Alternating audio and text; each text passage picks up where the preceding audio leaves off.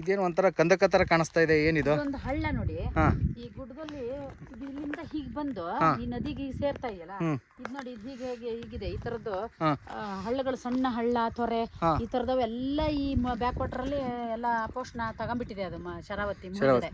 ಆಯ್ತಾ? ಇದು ನೋಡಿ ಇದು ಹಿಂಗೆ ಹೋಗಿ ನೋಡಿ ಅಲ್ಲಿಂದ ಹಾಗೆ ಬರುತ್ತೆ. ಇನ್ನು ಮುಂದೆ ಬನ್ನಿ, ಇಲ್ಲಿ ನೋಡಿ ಇದೊಂದು ಇದು ಕಂದಕದ ತರ ನಮಗೆ ಕಾಣುತ್ತೆ, ಆದ್ರೆ ಇದು ಹಳ್ಳನೇ, ನೀರು ಬರೋಂಥದ್ದು. ಇದು ಈ ಗುಡ್ಡದಲ್ಲಿ ಬಿದ್ದಿದ್ದು ಯಾವುದೋ ಸಣ್ಣ ಪುಟ್ಟ ಕಜರಿ ತೊರೆಗಳೆಲ್ಲ ಇರ್ತಾವಲ್ಲ, ಅವೆಲ್ಲ ಇದಾಗಿದೆ. ಆಮೇಲೆ ಇಲ್ಲೆಲ್ಲ ನೋಡಿ, ಇಲ್ಲೊಂದ್ ಕಡೆ ಮನೆ ಏನೋ ಇತ್ತು ಅನ್ಸುತ್ತೆ, ಬಿಲ್ಡಿಂಗು ಹಿಂದಿನ ಕಾಲದ್ದು ಎಲ್ಲ ಕಟ್ಟಡದ್ದು ಅವಶೇಷಗಳು ಕಾಣ್ತಾ ಇದೆ ಮನೆದು. ಅವಾಗೆಲ್ಲ ಹಳ್ಳ ನದಿ ಪಕ್ಕದಲ್ಲೇ ಇರ್ತಿತ್ತು. ಯಾಕೆಂದ್ರೆ ಅವ್ರಿಗೆ ನೀರಿಗೆ ಅನುಕೂಲ ಆಗ್ಲಿ ಅಂತ ಎಲ್ಲ ಹಳ್ಳದ ಒಂದು ಗಾದೆನೇ ಇದೆ, ನೀರಿಗೆ ಹತ್ರ ಇರಬೇಕು, ನೆಂಟರಿಂದ ದೂರ ಇರಬೇಕು ಅಂತ ಹೇಳಿ. ಹಾಗಾಗಿ ಏನ್ ಮಾಡ್ತಿದ್ರು ಹಿಂದೆಲ್ಲ ಹಳ್ಳದ ಪಕ್ಕನೇ ಮನೆ ಕಟ್ಕೊಂಡಿದ್ರು.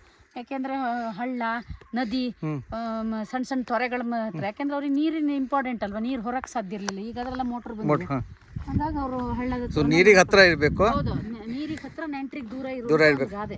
ಸೊ ಇವು ನೋಡ್ಲಿಕ್ಕೆ ಈಗ ನಾವು ಬಂದಾಗ ಕಂದಕ ಹತ್ರ ಕಾಣಿಸ್ತದೆ.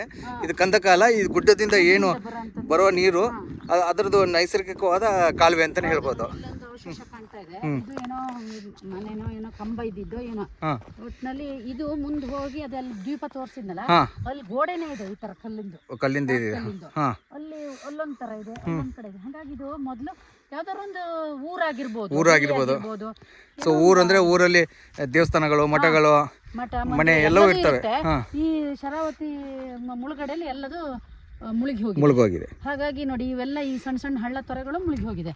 ಮನುಷ್ಯರು ಜೀವನ ಕತೆ ಹೋಗ್ಲಿ, ಪ್ರಕೃತಿನೂ ಎಲ್ಲ ಇದಾಗಿ ಹೋಗಿದೆ.